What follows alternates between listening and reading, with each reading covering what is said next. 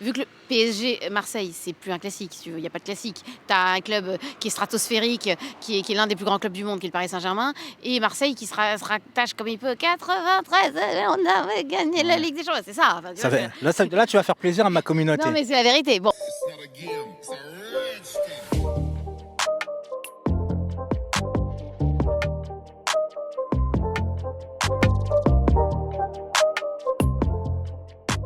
Coucou Marion, comment ça va? Ça va très bien, Saïs, je suis trop contente d'être là. Bah moi je suis très content de t'avoir sur ma chaîne, journaliste et surtout supporter du PSG depuis très très longtemps. Comme toi, Ouais, comme moi. On est des vieux mais bon, c'est pas grave. on est des vieux, on fait ce qu'on peut, on se Voilà. maintient. Ouais. Bon, on va parler de l'équipe de France, Mbappé, Neymar et autre chose. Je te parle tout de suite d'Mbappé. Qu'est-ce que tu penses de sa déclaration, de le fait qu'il voulait partir? Bah, il voulait partir en même temps, c'est pas une grande surprise, hein. Non. On n'a pas été surpris, tu vois ce que je veux dire? C'était une évidence qu'il voulait partir. Maintenant, va-t-il partir? Ça, c'est une autre question. Ah, et va-t-il et veux-tu qu'il parte? Non, moi, je veux pas spécialement qu'il parte, Mhm. autant qu'il reste. Non, s'il veut partir, OK, merci, bon vent, tu vois? Mais réellement, je trouve que, c'est un rendez-vous manqué avec le Real. Il y a un moment où tu as envie de dire: «Bon, ça prend pas, ça le fait pas, ça le fait pas».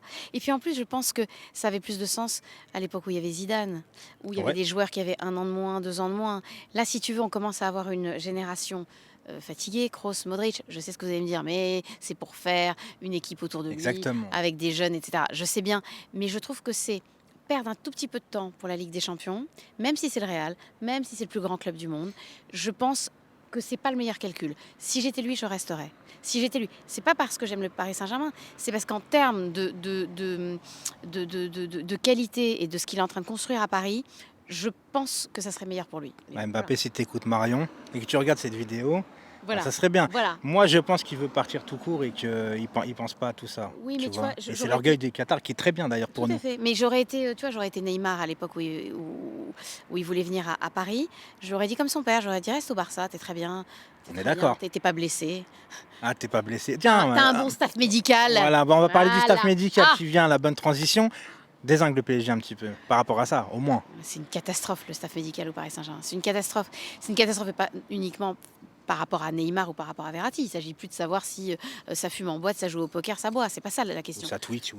Non, elle n'est pas là la question. C'est-à-dire qu'on sait, depuis l'arrivée des Qataris, que le Paris Saint-Germain ne se présente pas en Ligue des Champions en huitième de finale ou en quart de finale avec son équipe type au complet. Non, mais enfin, je veux dire, il est là le vrai problème. C'est-à-dire que la saison dernière, tu as une absence de Marquinhos. Marquinhos, je crois pas que tu vois, il aille en boîte, tu vois. Non. Voilà. Donc faut arrêter le côté genre, ah, mais ils n'ont pas d'hygiène de vie. Oui, peut-être, mais la réalité, c'est que le staff médical du Paris Saint-Germain n'est pas bon.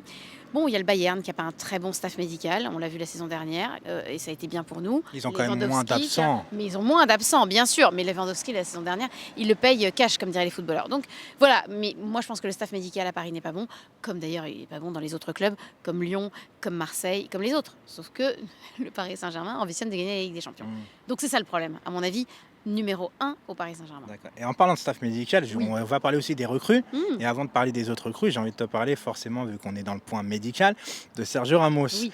Qu'est-ce que tu attends de lui finalement? Parce que les gens commencent à s'impatienter et se dire que finalement, peut-être qu'ils ont fait une erreur en le recrutant, que le Real ne sont pas assez fous pour garder un mec comme ça.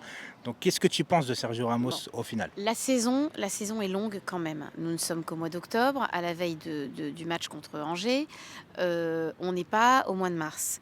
Moi, si Sergio Ramos tient en Ligue des Champions 60 minutes et que finalement il joue très peu de matchs avec le Paris Saint-Germain, mais qu'il offre des satisfactions, moi ça me va. Je ne serais pas allé chercher Sergio Ramos. Je serais allé chercher Koulibaly, moi. Tu l'aimes trop ton Mais Koulibaly. je l'adore. Mais il a décidé de s'ennuyer au Napoli. Ça l'intéresse, lui. Il aime les clubs qui gagnent pas de Mais titres. tu as des joueurs aussi qui sont bien dans un truc, ils n'ont pas envie d'évoluer forcément en fait. Oui, c'est dommage. C'est un manque, je trouve, cruel d'ambition, parce que Koulibaly a intéressé le Paris Saint-Germain à un moment. Alors peut-être que le Paris Saint-Germain ne s'est pas montré assez généreux, mais je trouve que rester à Naples, c'est une bêtise. Skriniar serait extraordinaire également au Paris Saint-Germain. Il y a des joueurs qui s'ennuient en Serie A et qui seraient bien au Paris Saint-Germain. Je ne serais pas allé chercher Ramos. Mais il est là, c'est un joueur magnifique, c'est un nom. Attendons de voir, la saison est longue. La saison est longue, exactement. Satisfaite des recrues en général?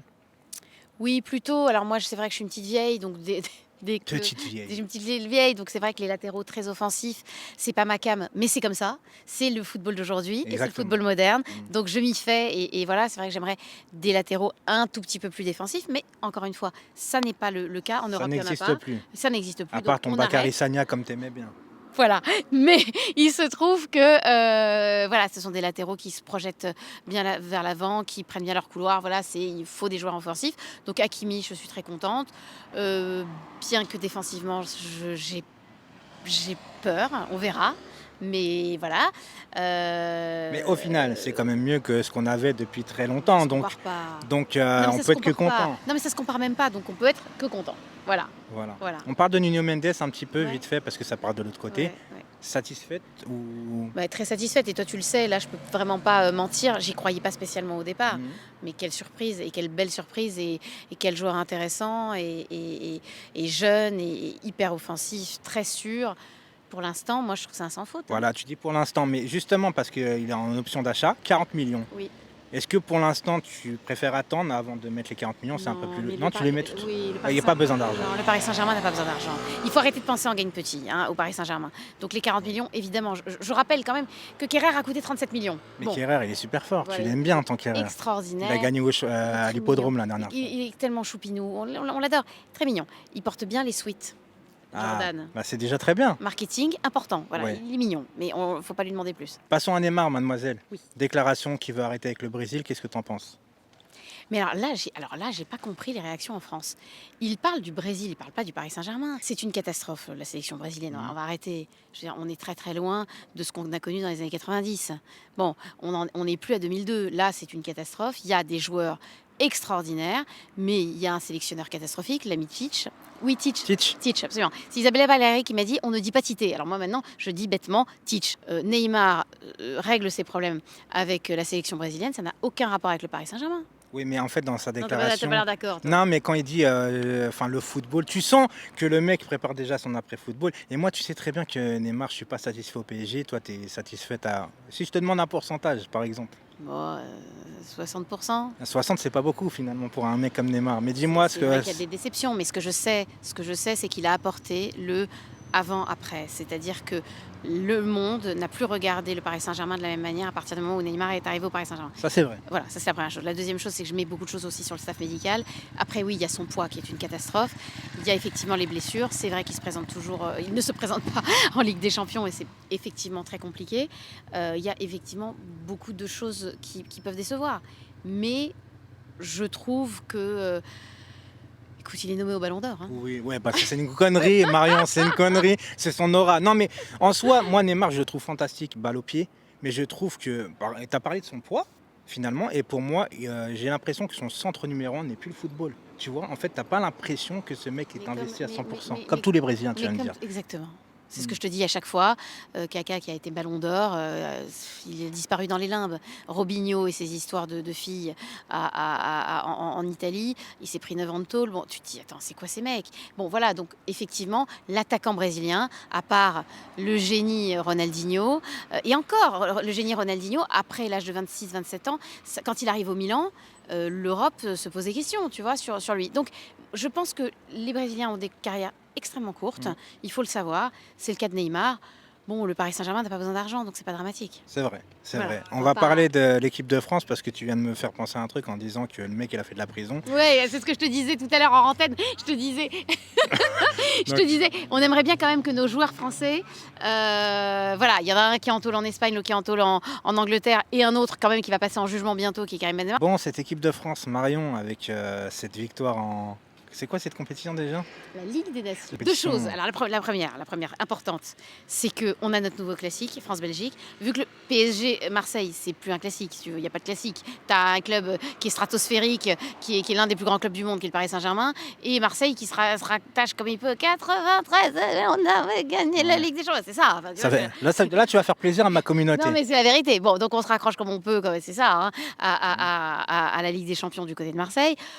À Paris, bon voilà, donc on n'est plus sur la même chose. Donc il me fallait un nouveau classique. Je l'ai trouvé, c'est France-Belgique. Et j'aime bien. Et j'aime bien, j'aime bien. Voilà, je dois t'avouer que j'ai du plaisir à voir les Belges croire en Denayer. Ça m'amuse, j'aime ça. Denayer, t'aimes trop ce Ouais, mec. j'adore, hein. j'adore ça, j'adore ce T'aimes joueur. trop le détruire surtout en fait. Non, non, non. Ah si, si. Si, je le détruis bien. Mais Denayer, Kerrer, qui est le meilleur? Oh là là, il y a match là. Bah, les deux sont en équipe nationale, les deux sont... Ça veut rien dire hein, par Ouais, contre, non, hein, j'essaie équipe de te dire. nationale, parce que Bah, Didier équipe Rivarch, ils ont été champions du monde. Bon, bref, alors, donc, continuons. Sur cette équipe de France, pour la faire très rapide, l'homme de cette équipe de France, c'est Deschamps. C'est pas Benzema, Giroud, pas Giroud. Est-ce qu'on manque de ceci, est-ce qu'on manque de cela? La réalité, c'est ça. Donc pour moi, il n'y a pas de doute. L'homme de la situation, c'est C'est Deschamps. Deschamps. Et Deschamps, sa seule erreur, c'est d'avoir rappelé Benzema trop tard.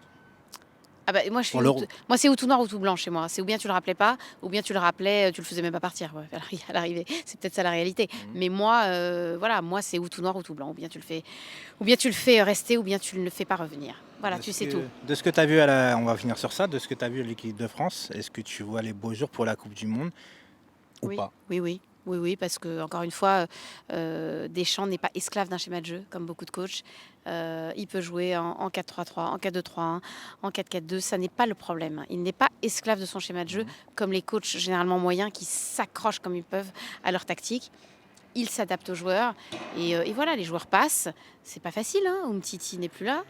La ligne de défense, au milieu, tu n'as plus Blaise Matuidi, et Dieu sait qu'il était extraordinaire. Devant, tu n'as plus Giroud, bon, c'est remplaçable, on le voit bien. Mais enfin, il n'empêche que... Voilà. Donc, moi, je dis Deschamps, extraordinaire. Marion, Oui. la vidéo est terminée. Ah, magnifique. Voilà. Ceux qui sont restés, bah voilà, merci. Ah oui, merci d'être resté. Voilà, ça, c'est Ouais. important. Des bisous. Voilà, vous avez de la chance, elle a des bisous. Voilà. Donc voilà, je te fais Toi des. aussi. Mouah. Bah moi j'ai de la chance aussi. Au revoir et on va aller manger. On va manger, là, c'est obligatoire.